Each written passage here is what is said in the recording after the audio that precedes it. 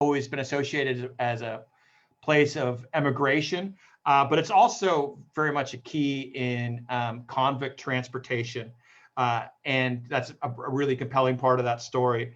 And today we're going to learn a lot more about that.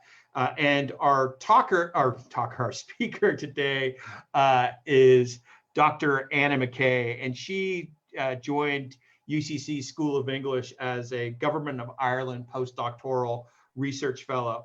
Her PhD, The Development and Abolition of British Prison Hulks, looked at prison ships across England and Bermuda, and was awarded last year by the University of Leicester in collaboration with the National Maritime Museum in Greenwich over in the UK.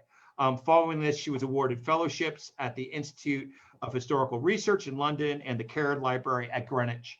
At UCC, Anna is currently expanding her work to include case studies on Irish transportation and developing a range of articles on her research for publication. She's got a new article, a brief article is going to be out in RT Brainstorm next week, and I'll just point you towards that later on. But today she's going to speak to you about convict hulks and transportation from Cork Harbour in the 19th century. So without any further ado, take it away, Dr. Anna McKay. Thank you. Cool, thanks John for that introduction. Right, so hopefully you can see my shared screen now. Excellent. Okay, so today I'm going to talk about Cork's convict hulks and transportation from the harbour in the 19th century. So the Cove of Cork, or Cork Harbour, has a long and varied maritime tradition. So as one of the major transatlantic Irish ports, it served as a departure point for roughly 2.5 million of the 6 million Irish people who emigrated to North America between 1848 and 1950. It was also the final port of call for the Titanic before the ship set out across the Atlantic to New York in 1912, and was at the center of rescue efforts when the ocean liner Lusitania was torpedoed in 1915. So Cove's incredibly important role in the history of Irish convict transportation has been largely underestimated, although many may be familiar with the tourist attraction Spike Island, which was used as a prison and depot for convicts prior to transportation from 1847 onwards. So I'm mainly going to be talking about the experiences of male convicts today, as they were the ones housed on board the Surprise hulk. What we'll look at is the conditions on board the Surprise, the daily life of prisoners, including food, violence, and escapes. And we'll end by looking at one location you might not have previously associated with Irish transportation. So what were prison hulks, and why were they in Cork Harbour? So first things first, a hulk. This was a name given to a decommissioned and partly dismantled ship, generally an ex-naval ship, that was used to house convicted men awaiting transportation. So in England, they had been used from 1776 in answer to a housing crisis in prisons.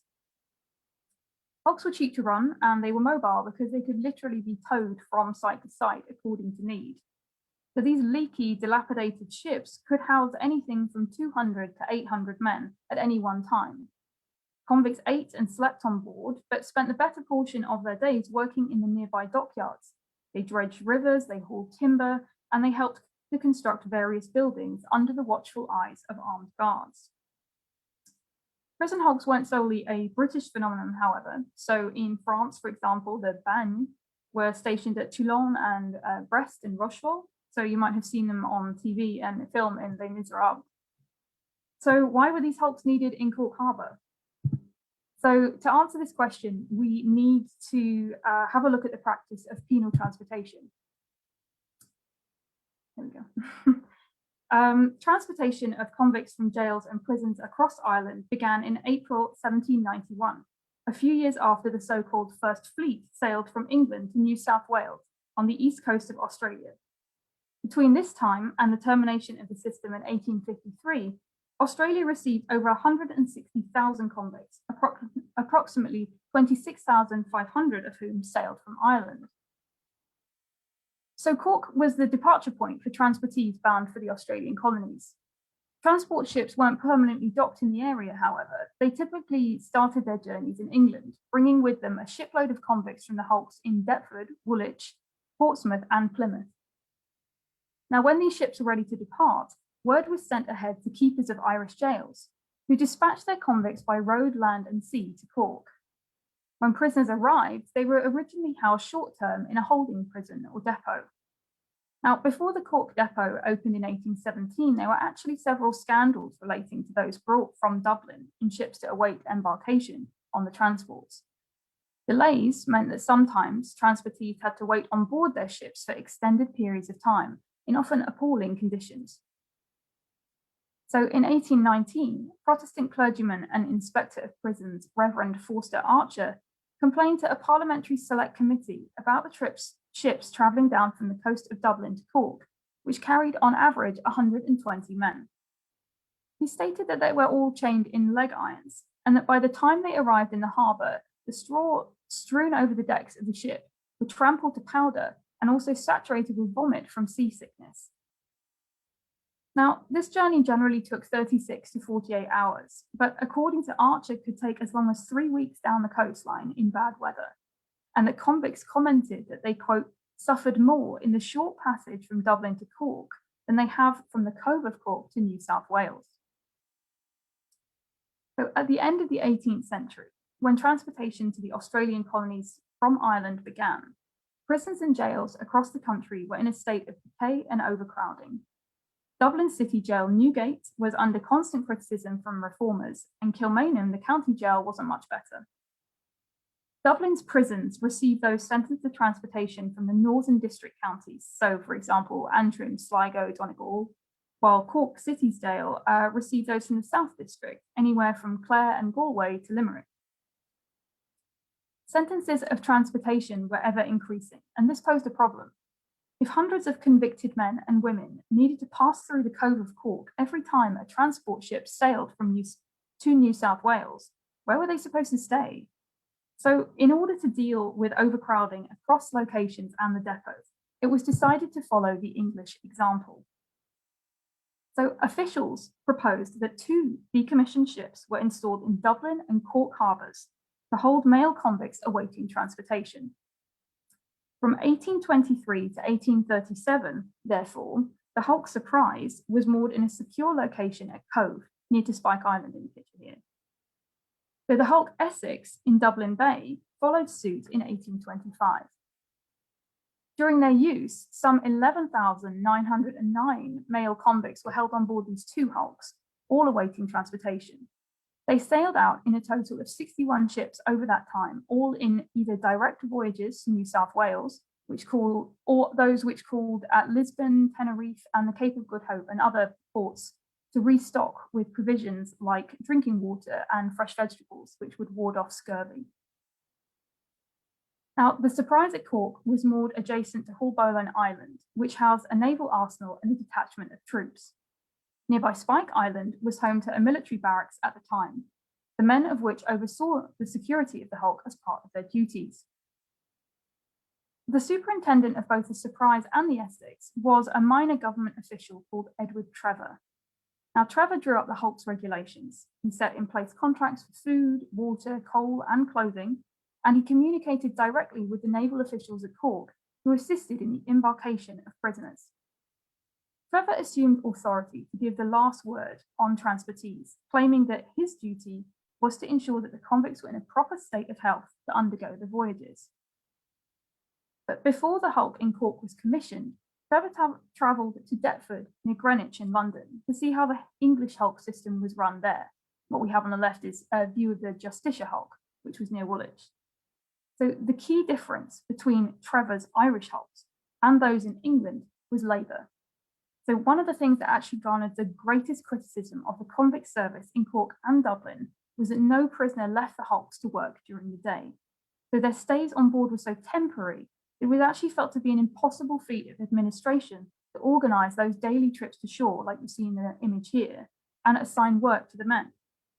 But it was hoped that the convicts could labour on public works in the surrounding Cork Harbour area, and it was even proposed that a penitentiary be built on Spike Island. The convicts there who laboured there could level the ground and construct buildings, but these proposals came to nothing in the time of the Hulks. So who were the prisoners on board the Surprise? And what kind of crimes did they commit to find themselves sentenced to transportation? So To find out, we can look at these things called Inspectors General reports. From 1823, Majors Palmer and Woodward conducted assessments of all prisons, jails, bridewells, and asylums in Ireland. In these reports, we get a really good insight into the changes being made into the prison system as a whole over time. So, for example, in their first reports, Palmer and Woodward criticised the old City of Cork jail, calling it a disgraceful ruin and a scene of misery and depravity. They also said it was subversive of all prison discipline, insecure as to the confinement of prisoners, unsafe for the inhabitants, and a public nuisance to the city of Cork. But crucially, these Inspectors General reports provide us with a list of the number of people committed for trial across Ireland in each year, the crimes they were charged with, and what sentences they received. You can see on the left. So, for example, in this first report, published May 1823, we can see from this table that 1,872 people were convicted of assault, 64 of cattle stealing, 38 of highway robbery, and 10 for embezzling letters from the post office. So other sorts of crimes that you see were sheep and horse stealing, very common, unlawful marriages, counterfeiting, coining, and forgery, big emphasis on that, bigamy and burglary, and right up to murder. So those were the kind of crimes that could get you on a hulk. So a grand total of 532 people recorded in those 1823 reports were given sentences of transportation. That was for either life, 14 years, or 7 years, which was the most common sentence. But to put these numbers in context, there were just over 5,500 people convicted in the year ending 1822. So of that number, 430 received a fine as their sentence, 41 were sentenced to execution, and the largest number of people at 4,066 were sentenced to half a year in prison or under. So at 532, those sentences of transportation were common, but they certainly weren't dominant in the courts that year.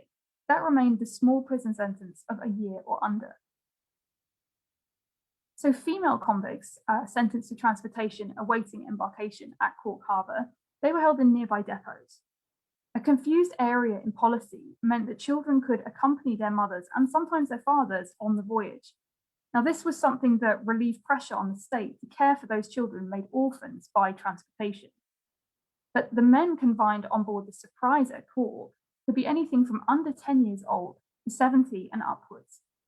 So in 1819, Reverend Archer confirmed that, quote, "A great many boys are transported. I have known them of 13 and from 13 to 15 and 16, particularly from the city of Dublin and city of Cork." So older men were less likely to survive the voyage to New South Wales, which led to some criticism from surgeons on board the transport ships, who were basically paid a premium according to how many prisoners arrived in good health at the end of the voyage. So in 1823, for example, Surgeon William Ray on board the Isabella convict ship sailing to Port Jackson, he entered the death of 66-year-old James O'Donnell, who died from, quote, "exhaustion almost solely from the causes of nature," i.e. old age. So Ray criticised Superintendent Trevor on the hulks for allowing the man to sail, writing that he should not have been permitted to leave as he was very unlikely to survive. So Ray wasn't convinced that two other men who were also sailing on board would survive the journey either, one of whom, quote, "did not have a single tooth left." Now, in 1824, Dr. Robert Tainish gave instructions that to his men on board that one older man from the Surprise needed to be given a glass of hot rum and water every night at bedtime. He said that, quote, "nothing but the most kind and attentive treatment would possibly have kept this old man alive." So men and women of all ages got convicted by the courts and sentenced to transportation. But once word was sent that a transport ship would be arriving, they then set off for the Cove of Cork. This movement of groups of prisoners often garnered attention in local newspapers, especially if there was a murderer in the mix or someone of political interest. So, for example, in 1833, the Kerry Evening Post printed a small notice saying, 11 convicts left the city jail yesterday for the Hulk Surprise. They were fellows of the worst character. One of them was the notorious Canty, convicted at the last assizes of the manslaughter of Soldier Riley. Bottom left. So these newspaper reports also give us an idea of what happened when convicts arrived in Cork. So when in 1831, another group of convicts came to Cork under escort, it was reported that they were, quote, conveyed to the cove in the Waterloo steamer Captain Cotter to be put on board the Surprise Hulk. At the same time, 176 females from the convict penitentiary were put on board the steamer to be shipped in the Hooley transport, now in harbour, which will take her departure for the first opportunity to New South Wales. The Cork paper even reported that, quote, unfortunate men heading to the Hulk appeared deeply impressed with the change in their situation, and in particular, those who were married greatly bewailed their separation from their wretched families. So we know that men were ferried by boat to the Surprise Hulk, often in a state of distress. But what next? What was it actually like to live on board the Hulk Surprise?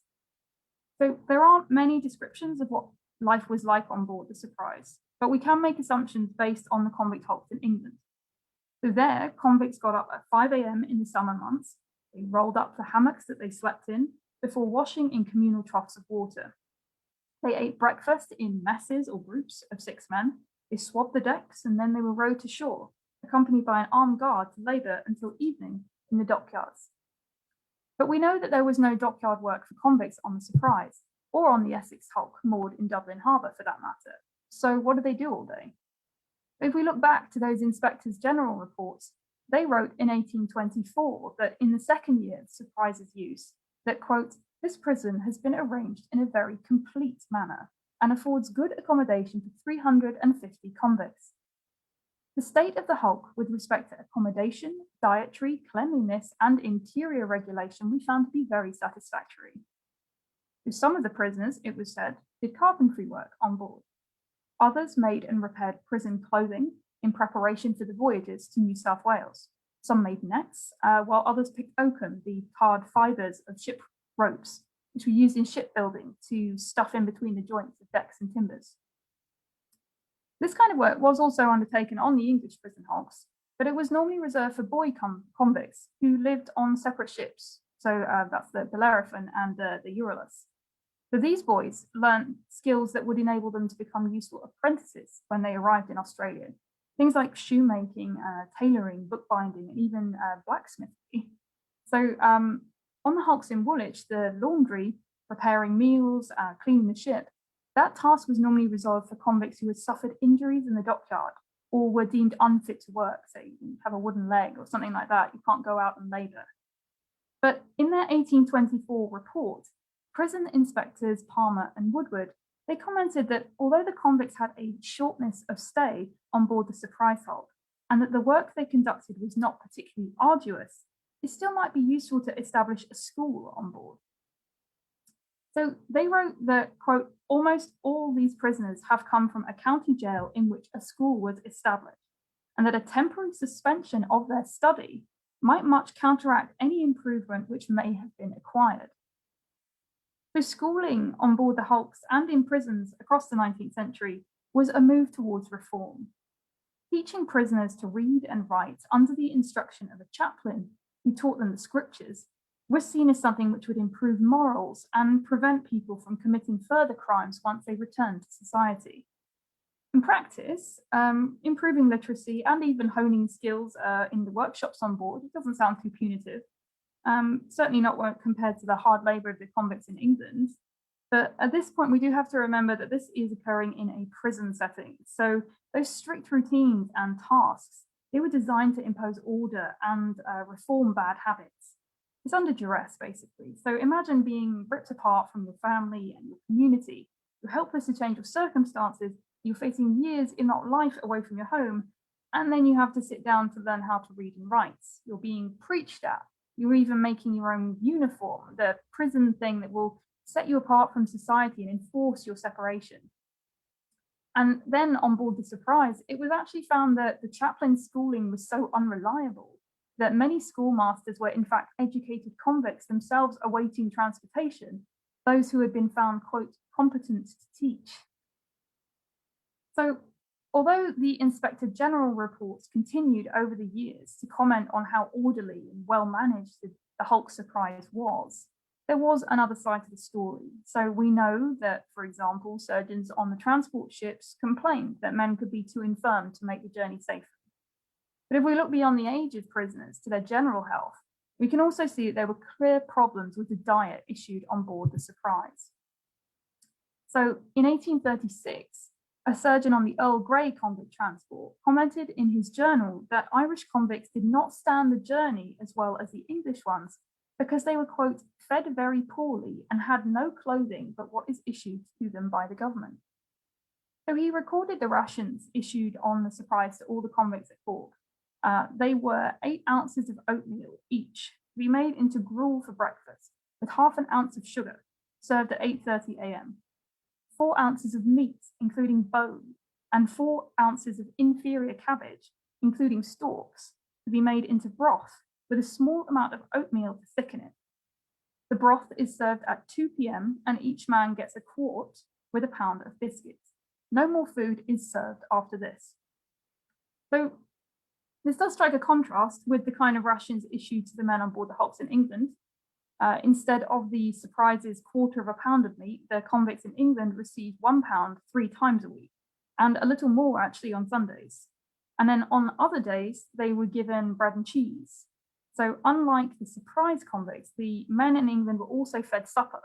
So they were given half a quart of peas, or dried peas, and barley soup or oatmeal when they returned from the work in the yards. So obviously there was this incentive to keep the men in England fed because they were working at hard labour. That's a lot of calories being expended. They needed to be fit for the job. But in England, also family and friends were sometimes permitted to visit the hulks to deliver extra food, which could supplement convicts' diets. You don't get that in Cork. So if those rations were so meagre on board the Surprise, why weren't there riots or protests? So to begin with, we need a bit of context. So food in prisons and jails across Irish counties was not good. In 1837, for example, when the prison hulks were no longer in use in Cork and Dublin, it was actually reported that prisoners awaiting transportation in Kilmainham jail in Dublin were actually barely surviving on a diet of bread and milk because no public kitchen had been built yet.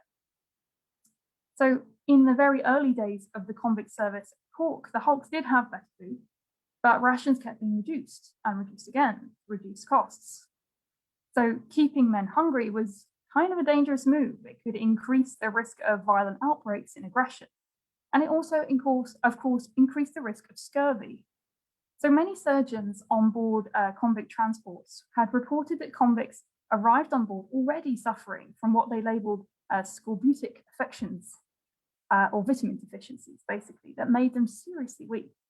So 25-year-old Thomas McCaffrey, for example, came on board a transport ship from the Surprise, suffering from, quote, considerable debility from scurvy. In another instance, as the transport sailed into cooler weather past the Cape of Good Hope, over 30 men suffering from scurvy became seriously ill, and 2 convicts, Patrick Bryan and Michael Coyle, passed away. So the surgeon on the Earl Grey commented that those Irish convicts in his care on the voyage, they actually preferred to eat, quote, a roasted potato with butter and a glass of wine to all other food or delicacies, and that some would rather starve than eat the regulation soup. So we know that potatoes are rich in vitamins, including those that can now help to ward off scurvy, but they were also the staple diet of the Irish poor in the 19th century. So by eating them on the voyage, deriving comfort from them, it's clear that they were offering a taste of home. So those shoddy rations on board the Surprise, they were something that we might have expected would lead to skirmishes on board. And there were, in fact, multiple violent outbreaks, some of which could be the result of diet, but also differing politics. So, for example, Surgeon Peter Miller Cunningham, he wrote a memoir called 2 Years in New South Wales. He commented on the transport ships, Irish prisoners separated themselves into 3 groups, the Cork boys, the Dublin boys, and the North boys, who often came to blows. In 1835, the Cork Constitution newspaper reported that the hulk at Cove might look innocent on the outside, but inside it was, quote, boiling with the most wicked and malignant passions of its depraved inmates, who they labelled as guilty savages and chained rebels. The article stated that the situation on the Surprise was so volatile, in fact, that a whole company of soldiers had been required to go on board and subdue the prisoners, who had made crude weapons from iron and ropes. Now, before we believe this incident to be entirely true, we obviously have to think of the agenda of the newspaper here. So in the same article, for example, they condemned the patriotism of what they called wild, lawless, priest-led Irishmen. So there are obviously some politics at play here. But whatever the cause of violence, and however it was reported in the press, it could have serious effects. So in December 1824, 196 Irish prisoners were received on board the Hooley transport ship. The surgeon noted that several had large wounds on their heads from a severe conflict aboard the Hulk a few days previously, in which one man was killed. Surgeon William Ray on the Isabella transport noted that his prisoners arriving from the Surprise were subject to a system of, quote, terror, robbery, and plunder due to a violent gang on board who planned to seize the transport ship and murder anyone who stood in their way. So when this plan was discovered some way out at sea, these men were placed in leg irons and they weren't allowed back up on deck to converse with the other convicts. The Surgeon Ray wondered whether the men that he had seen coming aboard from the Surprise with actually only one blanket to cover them, or trousers sometimes with only one leg, had actually had their clothing stolen by gangs such as these. It was either that, he thought, or there was obviously a problem with the system of supply. So convicts did try to escape from the hulks, but attempts were seldom and they were rarely successful. So the ships were moored in the harbour, after all, so making off in a rowboat or swimming was your only option once on board. We do see one trend, however, and that is that convicts took advantage of Cork's inclement weather to make their escapes. So one article printed in 1823 told the story of 20-year-old Timothy Rawdon, who had his irons taken off on account of ulcerated legs. Now, while he was cleaning the deck of the ship, a deluge of rain came down, and Rawdon jumped overboard, which was a descent of nearly 50 feet. And it was reported that, quote, in the midst of thunder, lightning, and torrents of rain, he succeeded in swimming to White Point, a mile from where the hulk was moored. Now, upon reaching shore and wearing only his shirt, Rawdon ran through the fields to freedom, but he was, however, captured and returned to the hulk the following evening.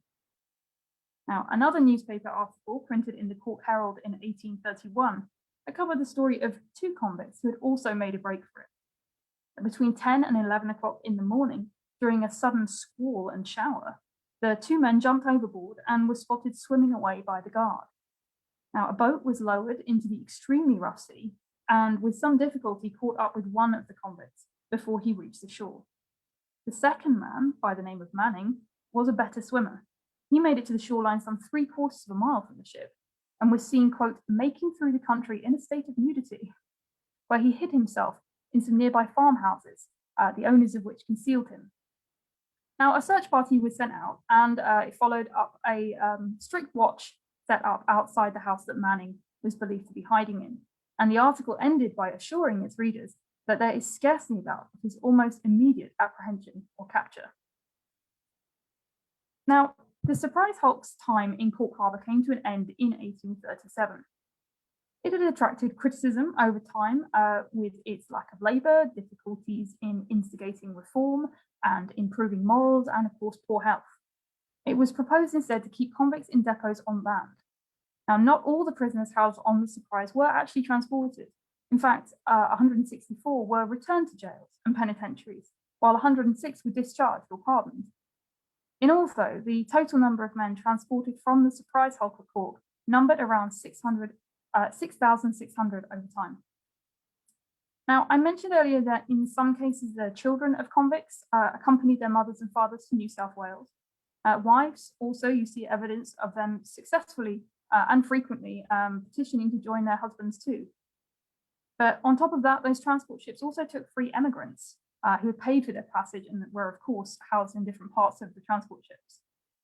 But what I've done in this talk is really make a lot of references to the journeys of convicts to the Australian colonies, typically in New South Wales.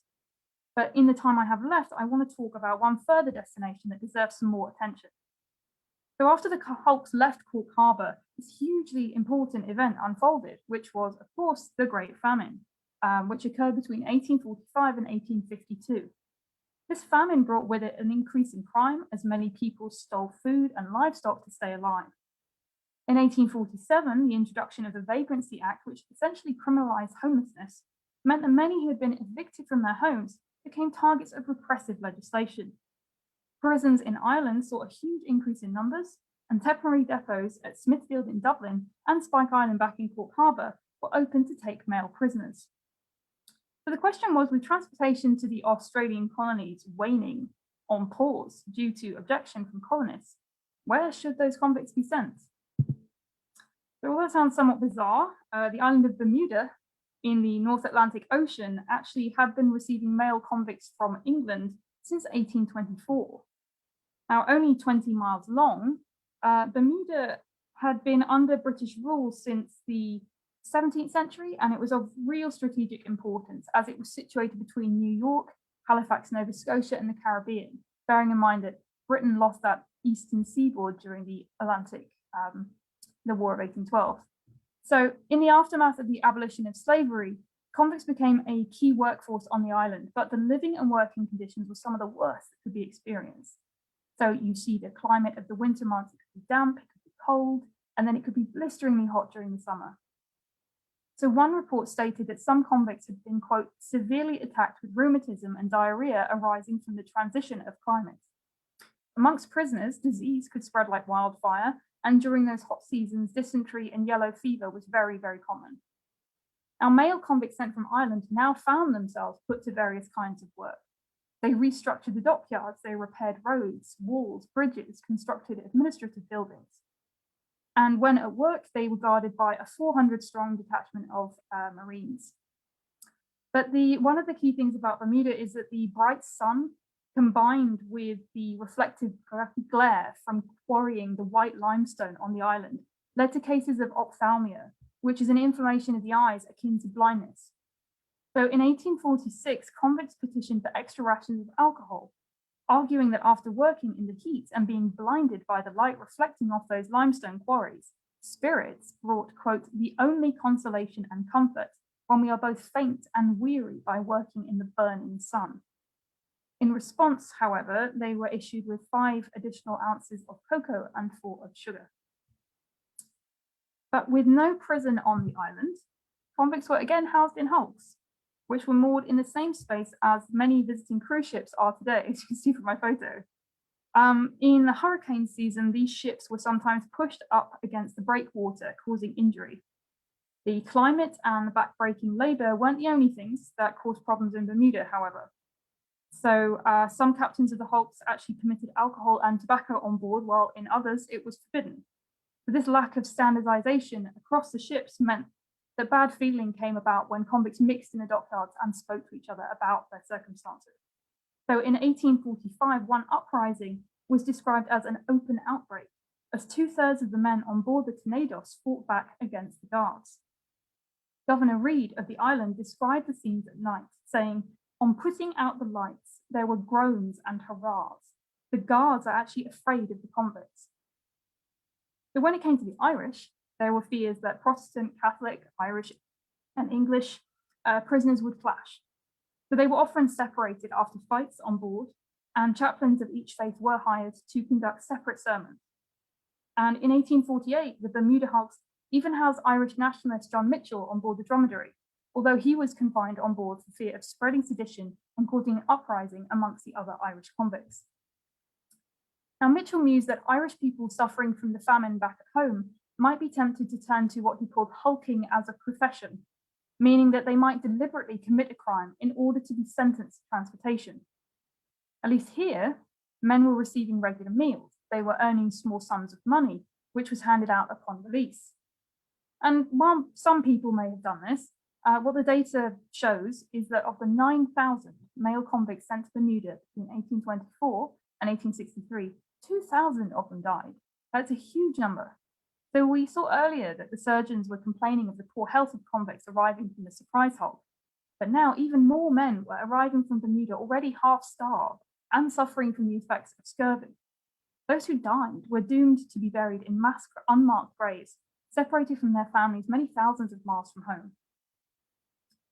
So, unlike the Australian colonies, convicts weren't allowed to settle in Bermuda once their sentences expired. Instead, they were either sent back home, or they travelled on to undergo further punishment, or earn their tickets of leave, pardons, in Australia and Tasmania. Now, when I began my talk, I made reference to millions of men, women, and children who were departing from Cork Harbour to seek new lives overseas as emigrants. Now, those convicts transported from Ireland to Bermuda during the famine years, I feel, deserve to be included in this history of mass migration, even though the conditions and circumstances were unlike any others. So, really, to wrap up, I hope I've shown you how important a role Cork Harbour played in the history of Irish transportation across the 19th century. If you'd like to learn more about Spike Island, I'd say it's definitely worth tuning in tomorrow, because I hear there's an online tour as part of the Harbour Festival, so you can sign up on the website. There's also Cork City Jail, and Irish National Archives is a great place to start if you're looking to look into some family history. But yeah, thank you for listening, and happy to answer any questions.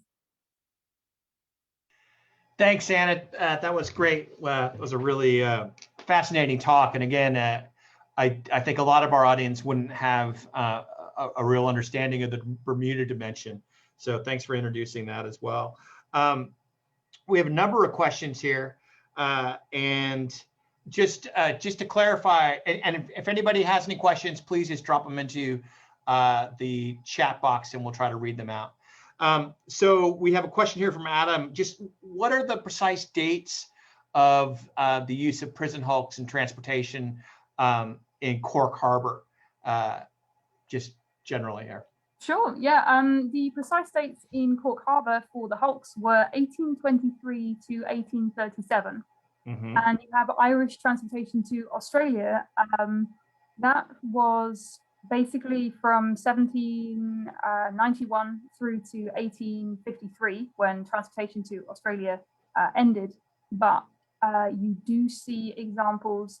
I don't think we need to look at 1853 as like a final date, because they were still being transported to Bermuda up to 1863, and Gibraltar actually until 1873-75. So it carries on beyond Australia. I think that's one of the key things to remember. Very good. And then Kevin asks about, I mean, you had such fascinating, all these fascinating dimensions. Kevin asked about when was scurvy really identified, and the real proper causes of scurvy, and effective treatments brought about, kind of roughly in terms of, because you were talking about diet and vegetables and what have you.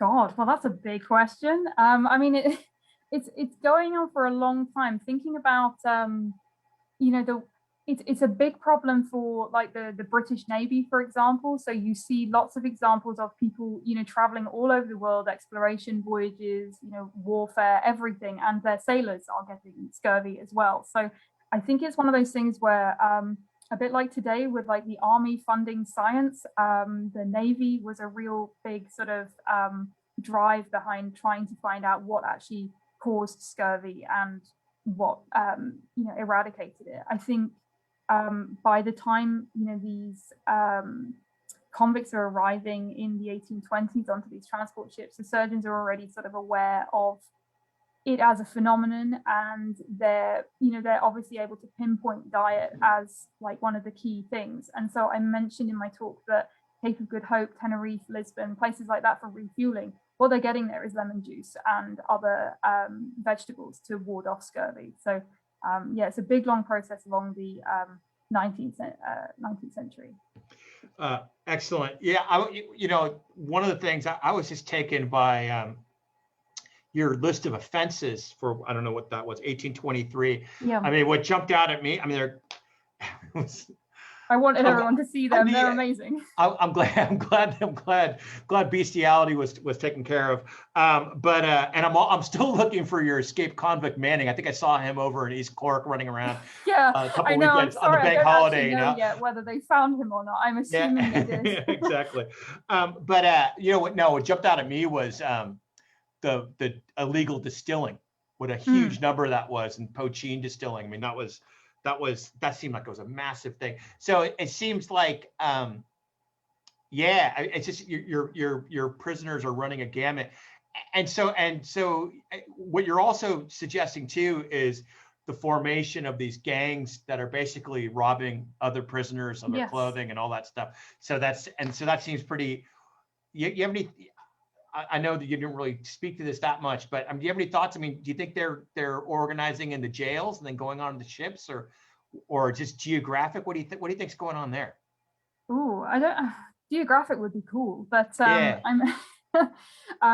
I mean, it's difficult when you look at, say, the voices of like reformers across the 18th, 19th century. Anytime basically that prisons have been in operation, they are terrified that prisoners are going to come together in prison and learn bad habits. So the prison hulks in England were called schools of vice at one point because they were saying things like, if I go to that hulk, I will come out even worse than when I went in. You know, I might have been, you know, done for illegal distilling, but you know, I'm coming out a ruthless murderer ready for revenge against the state. So yeah, I think there's quite a lot about prison hulks and the way that, unlike prisons on land, because they're ships, they're these huge open spaces, so people are able to walk around inside them, talk to each other, form gangs. You see a lot of that even with prisoners of war, actually, in the French, like, Napoleonic era. They're just able to walk around and you know, you sort of form different gangs of people according to, you know, likes, dislikes, or whatever. So yeah, I think that kind of cellular structure where you see that people are divided by cells in prisons, you see that towards the sort of mid to late 19th century where they're finally actually being separated. You don't want to go as far as the isolation system where people are being literally just like one person per cell, but the hulks in particular are seen as being these places where people can come together and they can, yeah, form uprisings and spread sedition amongst each other. Yeah, it's really fascinating, and it's also just amazing how little of this test, you know, because it's the poorest of the poor, so that's how little of the prisoner's perspective is brought out. A couple questions, or quick question. I mean, your Bermuda figures were pretty striking. So, did I write that down? Was it 9,000 transported and 2,000 of them died? Yep. So a lot of them were Irish. Okay, and so you're suggesting maybe they were in bad shape going over as well. But Yep. what do you think? And are they also getting? I mean, are they getting malaria over there? Are they getting any other kind of disease, or what do you think? Yeah, I mean, speaking about what they got in Bermuda, like, so yellow fever is a big thing. There were yellow fever epidemics before the convicts actually arrived, which caused a shortage in laborers, meaning that they actually needed convicts to come. Like, there were enslaved or formerly enslaved people on the island, but the British government basically didn't want to use them to work because convicts were free. So they sent them over. And yeah, so that one of the things, I went on a research trip to Bermuda, one of the things there is it's incredibly close and humid atmosphere. So imagine being the muggiest day you can imagine, but also on board a ship with maybe 300 other men. Like, it's sweaty. And, you know, they were always talking about miasmas and things like that could make people ill. But genuinely, there were lots of fevers that could take place amongst there. So what you see with the convicts who were ill, definitely, this is one of the things I'm really interested in looking at next, is looking at how the sort of sickness rates amongst Irish prisoners were before they went to Bermuda, and then tracing them basically to see whether they came back or not, because that's a huge amount of people who died, and a lot of them I think we can trace. Like, there's an unmarked grave site in Bermuda that's really interesting, literally because it has the tiniest gravestone ever that just says convict graveyard on it. It's not far from the hulks, and across the road there is this huge, elaborate, ornate Admiralty graveyard for all the other people who were of better standing, and they have just this beautiful graveyard, and then across the road this shabby patch where so many convicts were buried. So it's a really interesting thing to look at health, I think. Yeah, and you mentioned also, and this is another question, and I think this might be our last one, about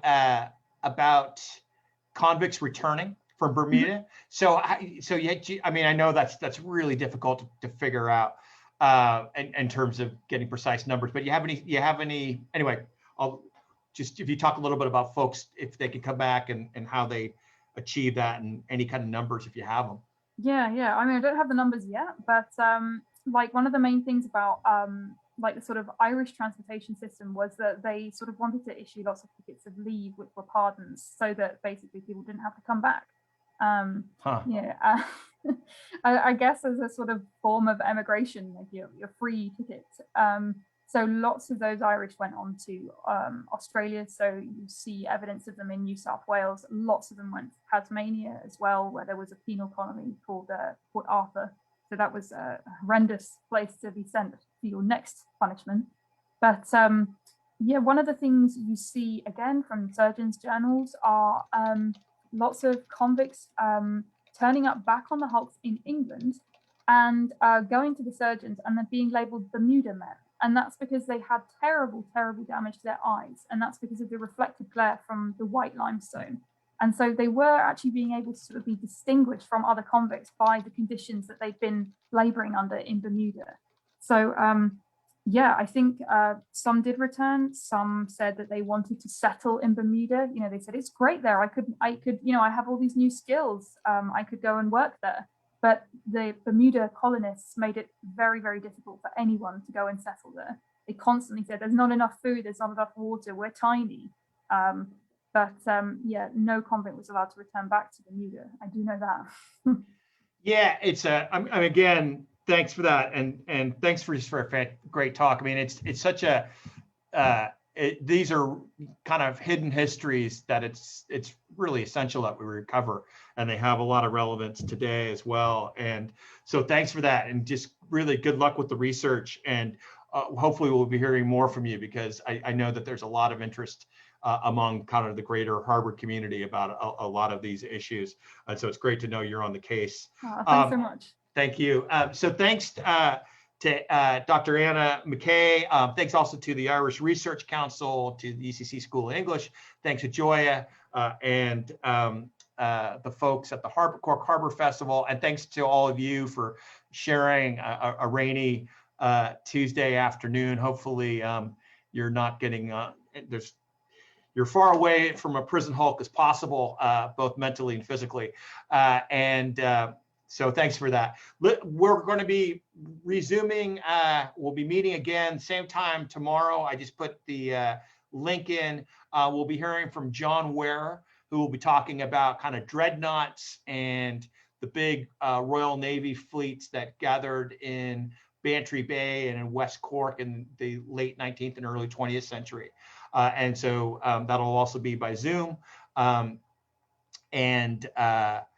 That's tomorrow at 1:10. And there will also be another one, another talk on Thursday with Christina Decker from UCC, who will talk about Mary Delaney and the Irish Sea. And that'll be followed by a discussion with Dr. Claire Conley and Dr. Gillian O'Brien. And so that'll be on Thursday. But from here at the School of History, I just want to thank Anna and thank all of you for a great afternoon, for a great event. And we'll see you tomorrow. So thank you. Thank you, everybody. Thanks a million. See you tomorrow. Thanks, Joya.